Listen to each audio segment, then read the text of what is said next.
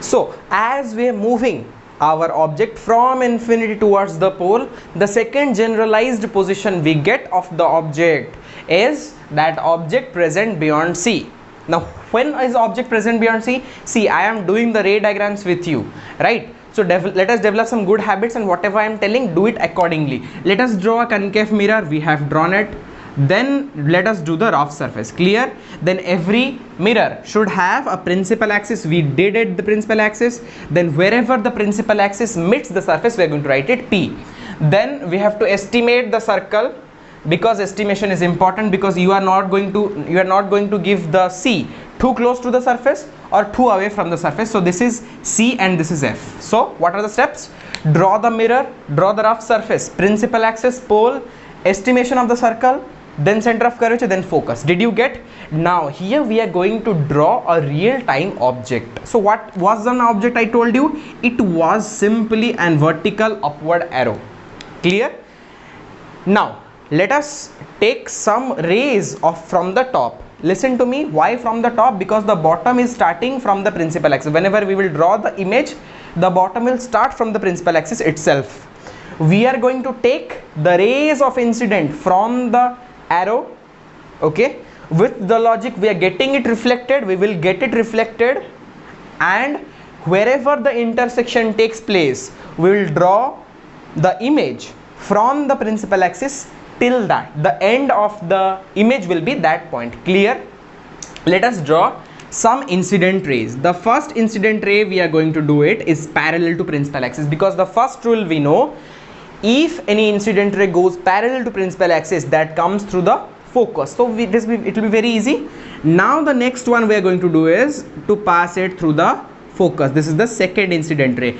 Give a arrow immediately. See, these are all about habit, all about habit. So if you give arrow properly, then you will never deduct your marks, and that will also fetch good impression.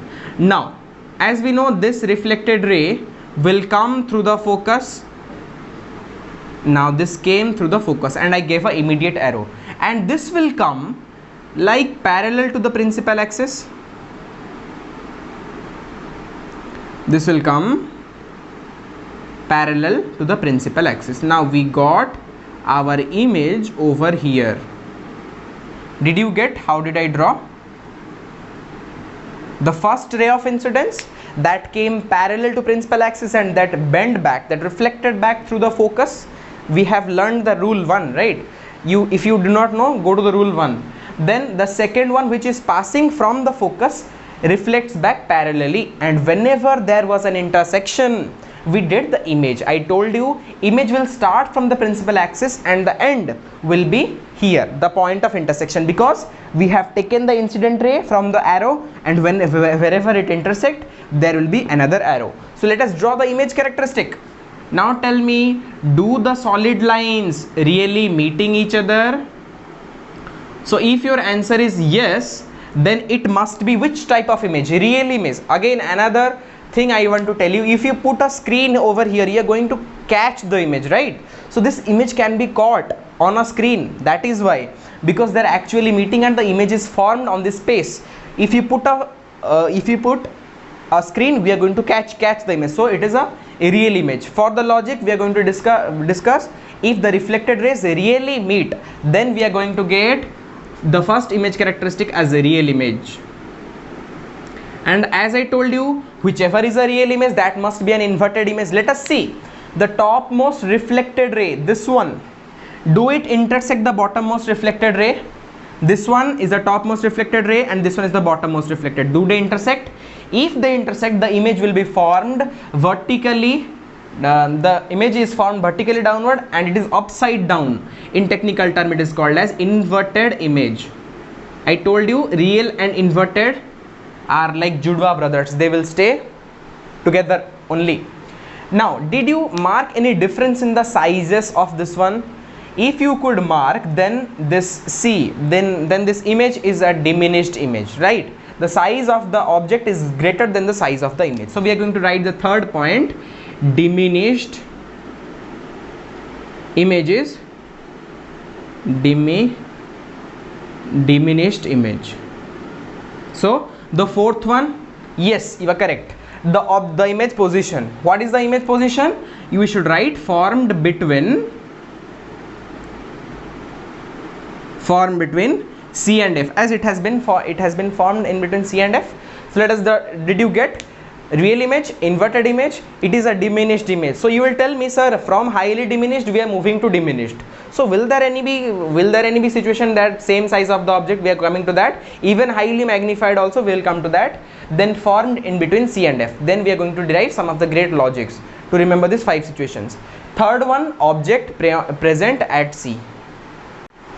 So let us come to the object present at C. So for the object present at C, we did the mirror, we did the rough surface, then we did the perpendicular, then we did the principal axis. Wherever principal axis intersected, we made it pole.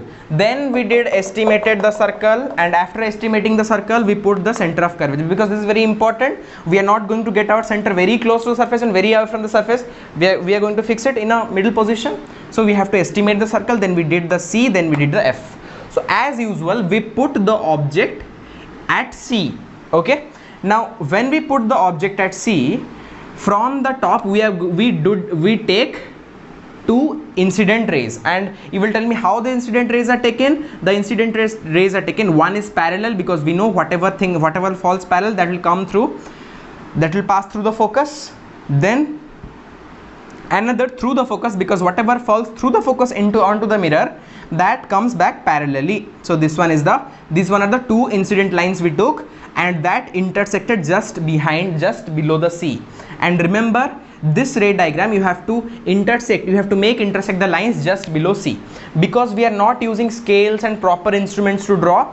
So we have to adjust a little bit in order to maintain the length, maintain the intersection just beyond C.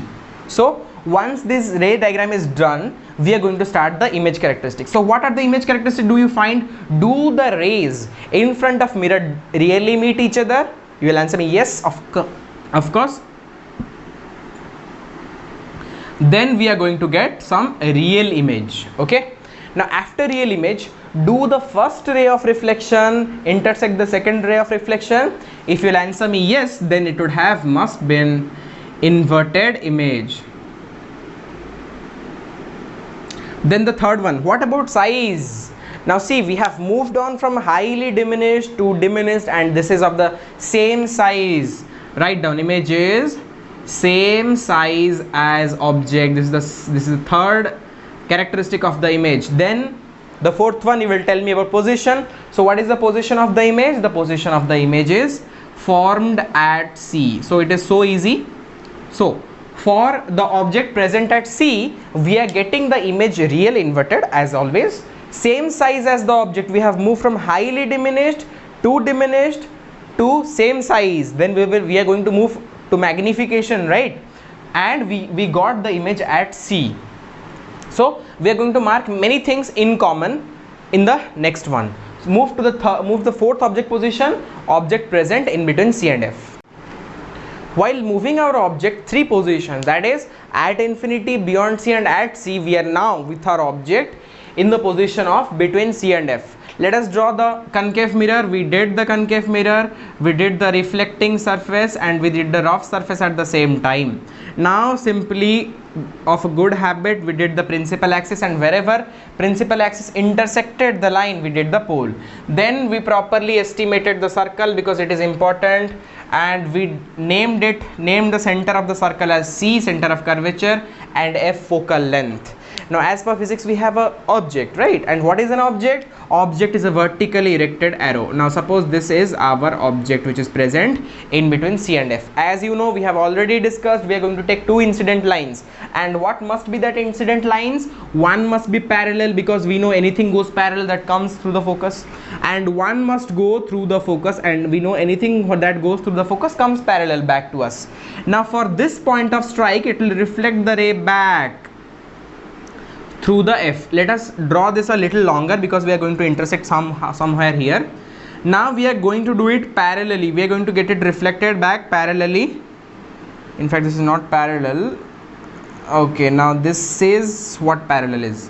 So we got it parallel, right? So after getting it parallel, we got an intersection over here. So you will naturally tell, sir, this is the image. Yes, this is the image we got. Okay. Now you see, I was telling you we will get a magnified image.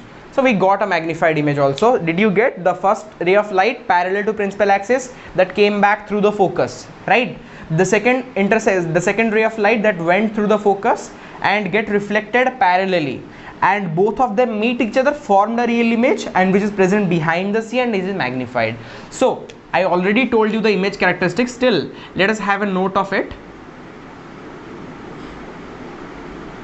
What are the image characteristics present with this type of ray diagram? The first one, do the solid lines meet each other? You will answer me as usual, yes sir. So this will be a real image. Clear? Now once the image is a real image, it must be inverted, because the first line and the next line will meet. Meet means they will of course intersect, and if they meet, they are real. If they intersect, they are inverted. So the second point over here is, that is the image is an inverted image. Now after we wrote the inverted one, this is the inverted image, then we are going to talk of size. Let us imagine what is the size of the object and size of the image. It is larger, right? So we are going to write over here, we came from highly diminished to same size, even to here magnified. So you will tell me, sir, will we go to the highly magnified version of it? Yes, in the next situation. Wait. So we got the magnified, the third property. Then the fourth one is the object position, the image position. You will tell me, so where the image is formed?